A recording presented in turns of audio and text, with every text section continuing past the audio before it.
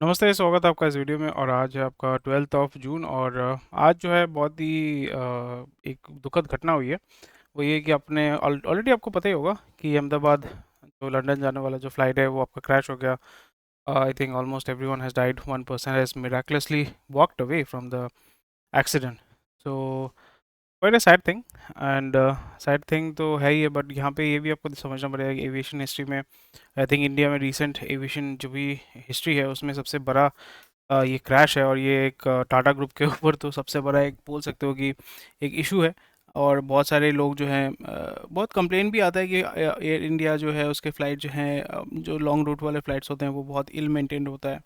मेरा जो भाई है वो आया था आपका जापान से, टोक्यो से आया था। तो टोक्यो हानेडा एयरपोर्ट से आया था, डायरेक्ट दिल्ली में लैंड हुआ था जो एयर इंडिया का फ़्लाइट है, which is also quite cheap. और उसमें आया था तो वही बोल रहा था कि एसी काम नहीं करता, ये पैनल वो काम नहीं, एसी तो काम, वही ये कुछ इश्यूज़ थे, क्लिनलीनेस का इश्यूज़ है। तो यहाँ पे उस पे तो टाटा को थोड़ा सा देखना पड़ेगा।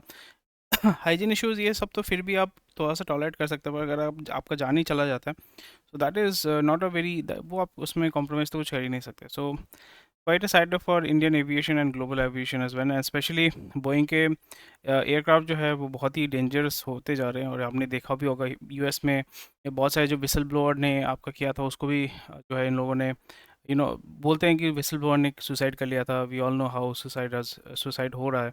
और बोइंग के ऊपर बहुत सारा क्वेश्चन मार्क जो है वो है। इसलिए इंडिगो या ज़्यादातर जो लॉन्ग रूट वाले हैं या शॉर्ट रूट वाले हैं ज़्यादातर एयरबस का परचेज़ करते हैं। ग्लोबल एविएशन में दो बड़े नाम हैं, एक है एयरबस जो यूरोप में बेस्ड है, कोई स्पेसिफिक कंट्री बेस्ड नहीं, यूरोप में अलग अलग कंट्रीज़ में वो बेस्ड है।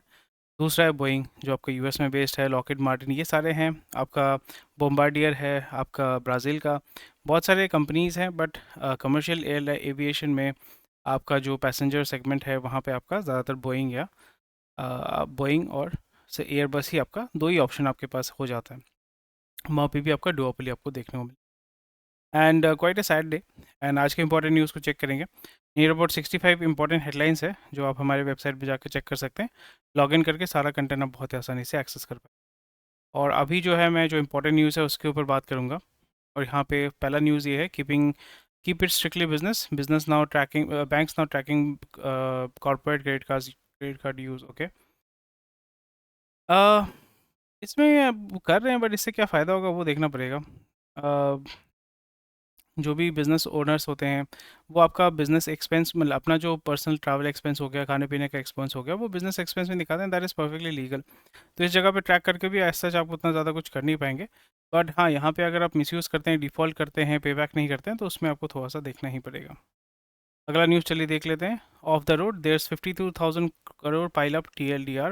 यहाँ पे वही है कि car dealership in India are holding unsold vehicle inventory with a record 51,000 to 52,000 crore due to subdued retail demand that has persisted over a year. So last year हमने देखा था कि दिसंबर के टाइम में भी हमने देखा बहुत हेवी डिस्काउंट हो रहा था क्योंकि नए साल का मॉडल आ रहा था। और अभी भी आपको वही चीज़ देखने को मिल रहा है। और ये पैटर्न भी मैं अभी देख रहा था कि इंडिया में लार्जेस्ट सोल्ड व्हीकल जो है आपका, एक तो है one of the largest selling vehicle, 5 number में आई थिंक आपका स्कॉर्पियो एन है। Scorpio N is not a very cheap car, it is more than 15 lakh rupees on road. 15 to 30 lakh rupees आपका उसका रेंज है। वो अगर फिफ्थ लार्जेस्ट सेलिंग कार है तो आपको समझना पड़ेगा कि लोग कौन उसको परचेज़ कर रहे हैं, किस तरीके से परचेज़ कर रहे हैं, ठीक है। यहाँ पे जो अफोर्डेबल जो सस्ते कार होते हैं या हैचबैक होता है वो आपका उतना अच्छा ज़्यादा सेल नहीं हो रहा है। जो आपका पहले सबसे लार्जेस्ट सेलिंग व्हीकल था ऑल्टो, वो भी अभी बहुत ज़्यादा एक्सपेंसिव हो गया है। उसका डिमांड भी आपका सबड्यू हो रहा है और लोग जो चाहते हैं कि थोड़ा सा ऑल्टो सस्ता, ऑल्टो मतलब वही सस्ता वाला इमेज जो है उसको, वो उसके साथ एसोसिएट नहीं होना चाहते हैं। उसके वजह से जो ऑल्टो लेने वाला है जिसका 5.5 लाख रुपए या 5 लाख रुपए बजट है, वो ईएमआई और बढ़ा के फिर आपका ग्रैंड नियोस i10 ले लेता है या हैचबैक ले लेता है या छोटा जो कॉम्पैक्ट एसयूवी जो हो जाता है उसको वो परचेज़ कर लेता है, जैसे वेन्यू हो गया, इस तरीके के ब्रांड्स की जो गाड़ी है वो ले लेते हैं। इसका बजट है 4.5 लाख रुपए, वो आपका 8 लाख रुपए 10 लाख रुपए गाड़ी खरीद रहा है ईएमआई पे। और ईएमआई जो है क्योंकि अनसोल्ड इन्वेंटरी भी है तो उनके ऊपर भी डीलरशिप है, उनके ऊपर भी बहुत ज़्यादा प्रेशर होता है, वो भी जो है चिपका देते हैं कंज्यूमर को। और बाद में जाके ये सारे एनपीए होते हैं, खर्चे आपके बढ़ जाते हैं, क्योंकि जब भी आप गाड़ी परचेज़ करते हैं, ज़्यादातर गाड़ी जो आप खरीदते हो उसमें से हार्डली 10 to 20% व्हीकल जो सेल होते हैं वो रेगुलर यूज़ होते हैं। मैं पर्सनल व्हीकल्स की बात कर रहा हूँ। कम कमर्शियल व्हीकल तो आप इसलिए लेते हैं क्योंकि आप उसको रेगुलर यूज़ करना चाहते हैं, इसलिए आप कमर्शियल व्हीकल को लेते हैं, तो वो तो डेली आपको चलाना ही पड़ेगा। सो इससे एज सच तो कोई दिक्कत नहीं होने वाला है, बट हाँ, यहाँ पे क्योंकि ये केपेक्स ओरिएंटेड बिजनेस है और इस जगह पे आपका जो सेकेंड हैंड गाड़ी का जो मार्केट है वो आस्ते आस्ते ग्रो करेगा, वो बहुत बूम कर रहा है इंडिया में। इसलिए कार्स 24 और इस तरीके के जो ब्रांड्स हैं, स्पिनी, ये सारे ब्रांड्स जो है बहुत अच्छा गेम खेल रहे हैं। और यहाँ पे इंडिया में जो आपका 15 साल का इन्होंने लगा के रखा हुआ है एनसीआर में, ये सारा 10 साल का, this is to be honest all bullshit. Because US में आपका गाड़ी जो है आप 20-30 साल आराम से चला सकते हैं, अगर वो कंप्लायंट है तो। कंप्लायंट का मतलब उसके पार्ट्स मिल रहे हैं, वो गाड़ी जो है पोल्यूटिंग व्हीकल नहीं है, तो फिर आप उसको चला सकते हैं। आप एक व्हीकल को, जैसे मेरे घर में ही व्हीकल है, ठीक है, बाइक है 15 साल पुराना, तो वो बाइक अभी भी अच्छा है, बहुत अच्छे से मैंने मेंटेन किया है, बट अगर गवर्नमेंट बोलता है कि नहीं 15 साल के बाद नहीं चला सकते हैं, तो ये तो गलत हो जाता है। और ये आप बोलोगे एनजीटी ने, नेशनल ग्रीन ट्रिब्यूनल बनाया है, और यहाँ पे आप उसको इन्फोर्स भी नहीं कर सकते हैं, क्योंकि रूरल एरियाज़ में गली गली में जाकर तो इन्फोर्स नहीं कर सकते आप इन्फोर्स करेंगे एकदम जो अर्बन एरियाज़ हैं, वो भी अर्बन एरियाज़ के एलीट वाले सेक्शन, जहाँ पे आपका पुलिसिंग अच्छा होता है, इन्फोर्समेंट अच्छा होता है। ज़्यादातर आप देखोगे कि वहाँ पे इस ये सारी चीज़ों की वजह से, क्योंकि लोगों के पास पैसा नहीं है, तो फिर इन्फोर्समेंट जब भी आप करने जाओगे, वो आदमी जो चला रहा होगा बाइक या गाड़ी चला रहा होगा, जो 15 साल 20 साल तक गाड़ी चला रहा है, मेंटेन कर रहा है, ज़्यादातर लोग ऐसे होते हैं जो अफोर्ड नहीं कर सकते हैं नया गाड़ी, बहुत मुश्किल से पैसा जोड़ जोड़ के शायद से सेकेंड हैंड खरीदा होगा या फर्स्ट हैंड खरीदा होगा। वो बंदा, पुलिस वाला बोलेगा कि अब इसको इम्पाउंड करेंगे, वो बोलेगा सर जी छोड़ दीजिए, आप ले लीजिए 5,000 रुपये, इससे आपका करप्शन भी बढ़ता है। सो जितने भी आप इस तरीके से रूल्स एंड रेगुलेशंस लाएंगे, एक तो होता है कि उसमें बहुत ज़्यादा आपका करप्शन होगा, करप्शन के साथ साथ एनफोर्समेंट भी एक बहुत बड़ा इशू हो जाएगा। तो ओवरऑल अगर हम देखें तो इससे कोई फ़ायदा कुछ नहीं होता है, बट जब भी आप आदमी को एक एक छूट देते हो कि हाँ, अगर आपका जो सामान है वो, अगर क्योंकि पीयूसी आपका 1 साल बाद बाद, या BS4 वाले जो व्हीकल्स हैं 6 महीने बाद बाद आपको पीयूसी करवाना ही पड़ता है। तो फिर पीयूसी में आप उसको आइडेंटिफाई कर सकते हैं कि ये व्हीकल जो है आपका पोल्यूटिंग है, ये व्हीकल जो है पोल्यूटिंग नहीं है। अगर ये व्हीकल पोल्यूटिंग है, रिपेयर के माध्यम से या सर्विसिंग के माध्यम से उसको इम्प्रूव किया जा सकता है। ठीक है, तो इस जगह पे आप उसको एनफोर्स करना, I I think it's a very bad thing, और यहाँ पे आपको वही समझना पड़ेगा कि ये बहुत बड़ा एक लॉबी है जो गवर्नमेंट को पुश करता है कि भाई ये बैन लगाओ, वो बैन लगाओ। जब डेवलप कंट्रीज़ में इस तरीके के बैन नहीं है, तो डेवलपिंग कंट्री में, जहाँ पे आपका पर कैपिटा इनकम बहुत कम है, परचेजिंग कैपेसिटी बहुत कम है, तो उस जगह पे ये एक बहुत ही नेगेटिव चीज़ हो जाता है, वो बाद में बैकफायर करता है, और लोग जो है अनजस्ट चीज़ों को ज़्यादा दिन टॉलरेट नहीं करते हैं। जनरल बिहेवियर होता है, बट वो टॉलरेट नहीं करते हैं, उसकी वजह से over a period of time आपका जो लॉ एंड ऑर्डर सिचुएशन होता है, या गवर्नमेंट के ऊपर जो आस्था होती है, वो आस्ते आस्ते कम हो जाती है। यही चीज़ आपका पहले भी होता था, अभी भी हो रहा है, और आगे भी होता रहेगा। तो इससे हमें क्या सीखने को मिलता है कि ऑटोमोबाइल सेक्टर जो है, मैं जिस तरीके से देखता हूँ कि ऑटोमोबाइल सेक्टर में कुछ कुछ सेक्टर है जो अभी अच्छा चलेगा। जैसे मैं बार बार कहता हूँ कि पेट्रोल से ईवी का सफ़र आपका सीएनजी के माध्यम से ही चलेगा।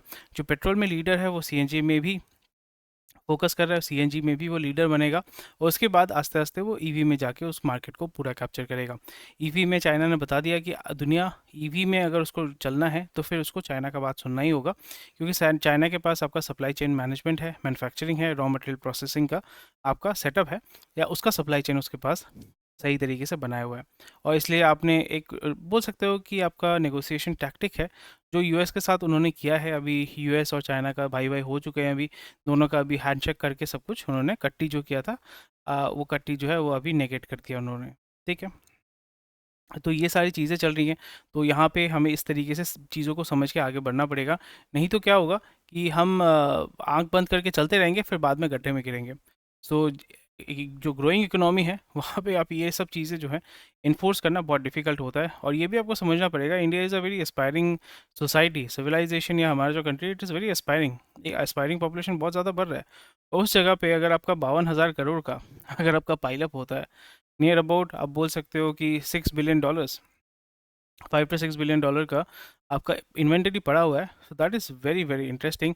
बहुत ही स्वस्थ और मस्त चीज़ है, मेरे को सुन के बहुत मज़ा आ रहा है। एनीवे, चलिए देखते हैं। US trade pact set for early finish, Piyush Goyal, तो यहाँ पे final trade agreement before fall 2025, ये सब चीज़ें चलता ही रहेगा। एंड इसमें वही आपको देखने को मिलेगा कि यहाँ पे यूएस वाला बोलेगा कि आप हमसे डिफेंस का कुछ इक्विपमेंट ले लो, और primarily government to government deals ही उस पर ज़्यादा फोकस किया जाएगा, बिकॉज यूएस जो है उसी तरीके से इंडिया में डोमिनेट करता है, इंडिया से ज़्यादा पैसा कमाता है।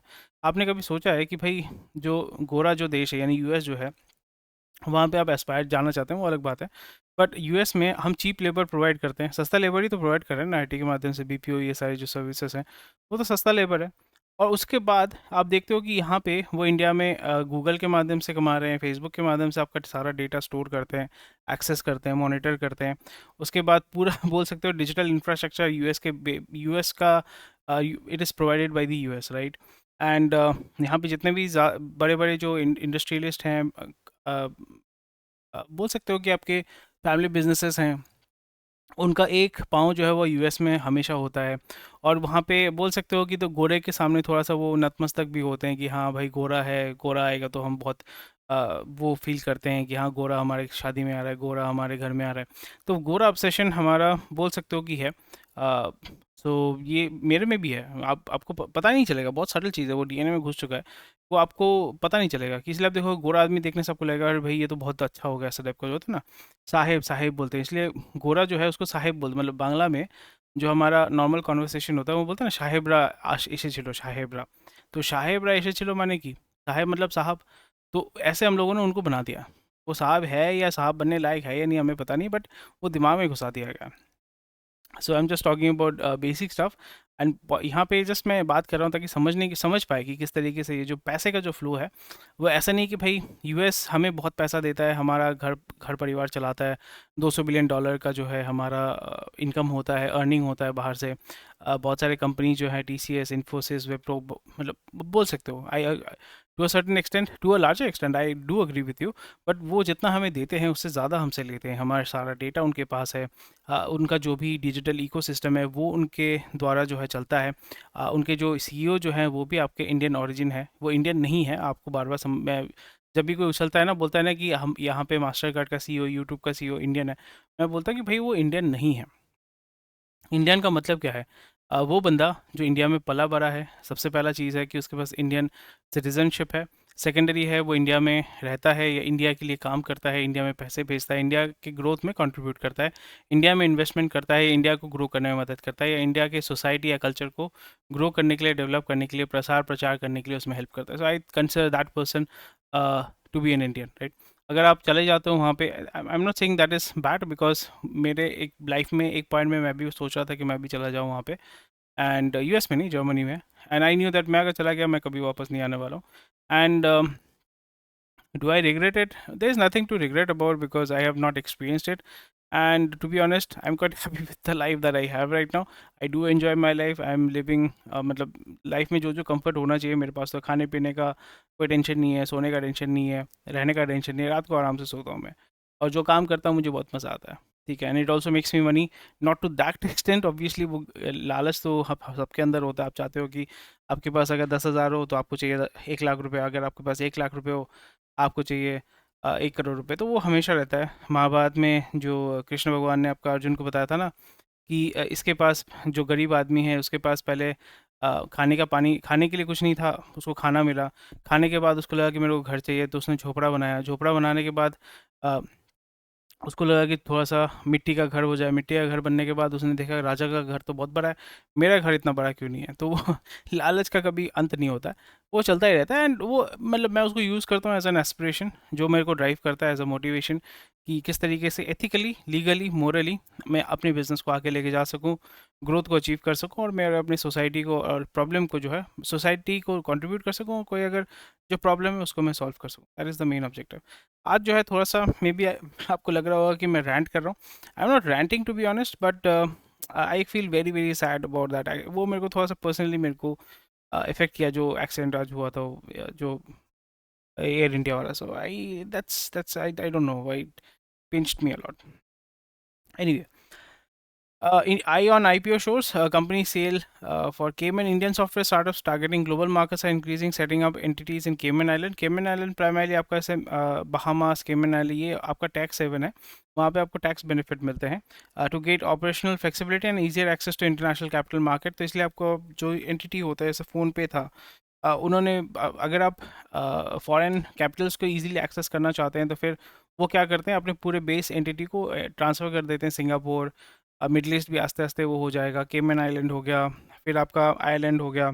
जैसे आपका यूट्यूब से पेमेंट आता है, आपका यूट्यूब अगर पेमेंट करता है तो वो आयरलैंड से, आपका आयरलैंड के एंटिटी से आपको पेमेंट करेगा, because on paper Google is a Irish company, because वहाँ पे टैक्स बेनिफिट मिलता है। ठीक है, तो ये सारी चीज़ें हैं।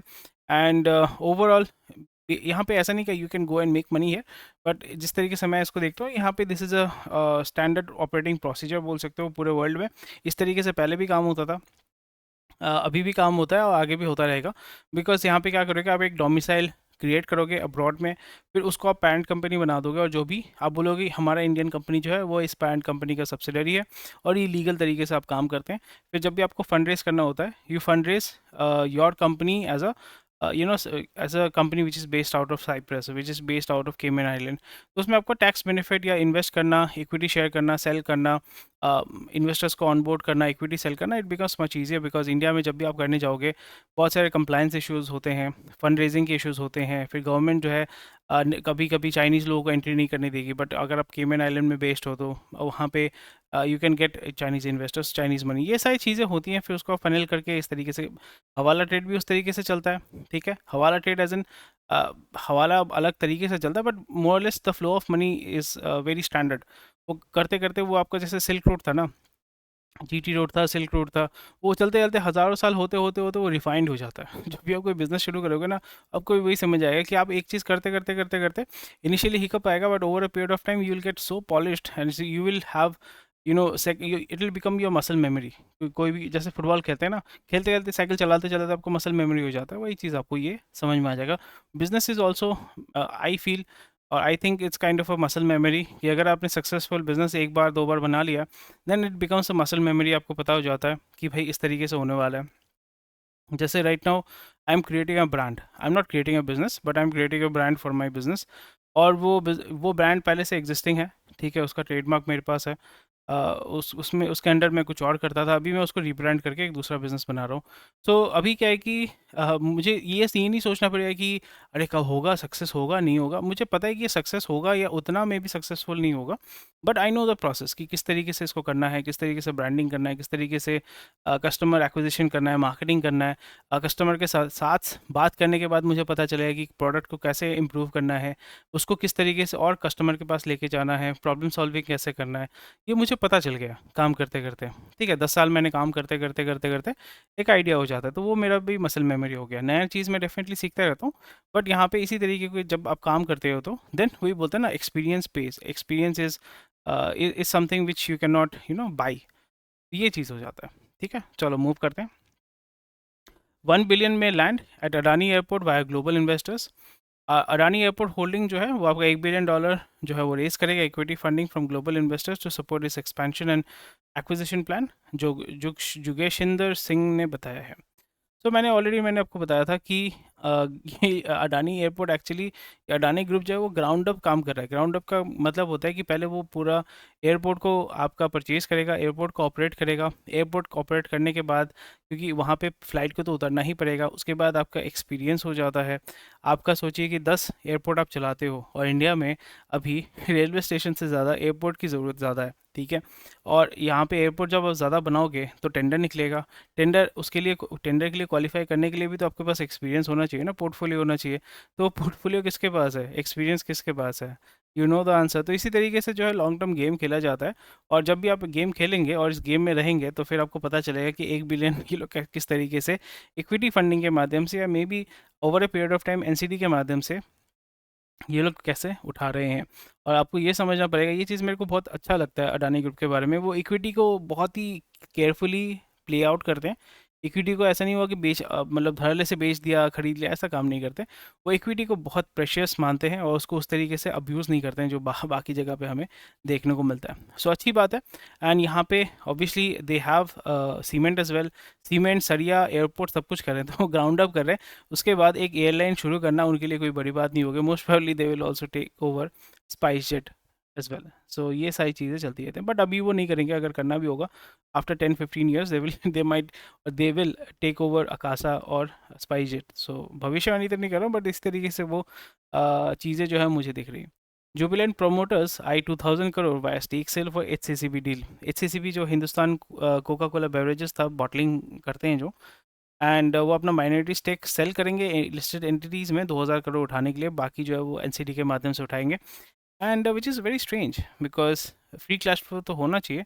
उसको अपना इक्विटी को भी वो अपना कर सकते हैं ना, कोलैटरल लेके पैसा उठा सकते हैं, एनसीडी के माध्यम से, बॉन्ड के माध्यम से पैसा उठा सकते हैं। सो दैट इज़ वेरी स्ट्रेंज अगर वो अपना इक्विटी सेल कर रहे हैं। सो मेरे को यहाँ पे सुन के ये लग रहा है कि थोड़ा सा यहाँ पे फ्रिक्शन हो रहा है, इसलिए डील अभी गो थ्रू नहीं हो रहा है। And they are looking for multiple options, but stake sale should be the last thing that an owner or the promoter should be doing, और वो भी एक्विजिशन के लिए। सो ईदर पर्सनल ईगो हो सकता है, जैसे मैंने अभी बताया, अडानी कभी ये नहीं करता, बट जुबिलेंट ग्रुप कर रहा है, तो फिर कुछ तो कंसर्न है यहाँ पे। एक तो है कि ईगो का इशू हो सकता है, अब बता सकते हो, या फिर कैश फ्लो का, फ्री कैश फ्लो का इशू है, या फिर लोन उस तरीके से इजीली मिल नहीं रहा है। अभी तो लोन और भी ज़्यादा इजीली मिलना चाहिए, जो हमने मार्केट का सिचुएशन देखा है, जहाँ पे PSUs ओपनली बोल रहे हैं कि हम कॉर्पोरेट को लेंडिंग करना चाहते हैं। ठीक है, बॉन्ड के माध्यम से आप उठा सकते हैं, बैंक लोन के माध्यम से आप उठा सकते हैं। ठीक है, आपने अपना जो प्लेज कर दिया, सेल करने की जगह आप प्लेज कर दो। ठीक है, प्लेज करके आप जो है थोड़ा सा पैसा उठा लो। उसके बाद यहाँ पे जब एक्विजिशन करेंगे, मर्जर करेंगे, या फिर आपका जब QSR के साथ कोका कोला का जब स्ट्रीमलाइन करोगे, तो फिर वहाँ से पैसा तो आपका निकल के आ ही जाएगा 5-6 साल के अंदर। तो ये कुछ चीज़ें हैं जो मुझे खटकती हैं, और ये जब पढ़ते हैं तो फिर हमें जो चीज़ें हैं वो क्लियरली समझ आती हैं। ठीक है, चलो। OTT platforms script new strategies to cut cost. So ये सारी चीज़ें चल रही हैं, बेसिक स्टफ है। एंड AI तो आस्ते आस्ते इसको तो इम्प्रूव करेगा ही। Merely fines for bankruptcy in US, but Motherson still game, और उसके बारे में हमने बहुत डिटेल्स में बात कर लिया था। What makes food ultra processed, और US में अगर ये चल रहा है तो फिर वो इंडिया में भी आस्ते आस्ते आ जाएगा, क्योंकि इसका मैन्युफैक्चरिंग का जो भी सिस्टम है वो चाइना बना के देगा, और वो चाइना फिर वो ग्लोबली एक्सपोर्ट करेगा। AC industries has agreed to comply with government's new standards. ये क्या फालतू चीज़ है, और इसमें अब्यूज़ भी होना चाहिए। आलतू फालतू चीज़ ये सब नियम कानून लेके आता है, कौन लाता है, मेरे को तो समझ नहीं आता है। यहाँ पे सब कॉन्ट्रैक्चुअली होंगे, तो यहाँ पे तो हायर तो वो सकते नहीं। आइकिया जो है अपना सोर्सिंग इंडिया से 30% से 50% करेगा, विच इज़ गुड। तो ज़्यादा से ज़्यादा मैन्युफैक्चरिंग आंध्रा, गुजरात, महाराष्ट्र, कर्नाटका इस एरिया में होने वाला। पाइन लैब जो आपका फ़ोन पे चलाता है, वो आप भी 6,000 करोड़ उठाने वाला है, प्लान करें। और आपका 2 रेलवे प्रोजेक्ट का अप्रूवल मिल चुका है। और वही है, RVNL, ये सारे जो है आपका इन्वेस्टमेंट, उनको जो है पैसा मिलेगा। ऑल मारुति कार्स भाई गेट 6 ईयर बैक। तो प्राइस बढ़ाना, मेन मेन वही है कि भाई प्राइस बढ़ाना है, और प्राइस बढ़ाना है, that is the main thing. जो बेसिक एंट्री लेवल कार है, ऑल्टो का भी दाम जो है अभी 5 लाख, 5.5 लाख रुपये जाएगा। MTR का पेरेंट जो है वो IPO फाइल कर चुका है, think. Publicis clinches 1.7 billion Mars ad account from WPP। अच्छा,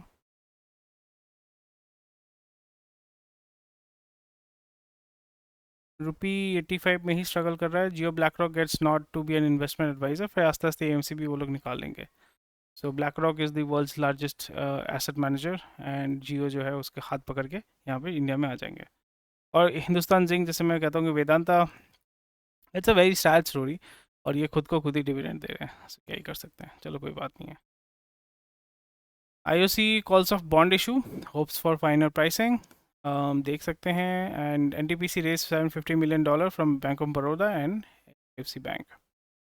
ECB के माध्यम से इन्होंने पैसा उठाया है, विच इज़ गुड। 10 साल का टेन्योर है, it's a good thing, but HDFC से ले रहा है, so that is very interesting. And Meesho and Aadhaar, ये बहुत अच्छा चीज़ है, मैं इसको ट्राई करूँगा। आधार का ऑथेंटिकेशन मस्ट फॉर तत्काल बुकिंग, बहुत अच्छी बात है। 1 तारीख से शुरू होगा। ठीक है, चलो आज का इंपॉर्टेंट न्यूज़ तो मैंने कवर कर दिया। Thank you for watching this video. कोई भी क्वेश्चन, कोई कमेंट सेक्शन में बता सकते हैं। स्वस्थ रहिए, मस्त रहिए, मिलते हैं आपके साथ कल, और बात करेंगे बाद में।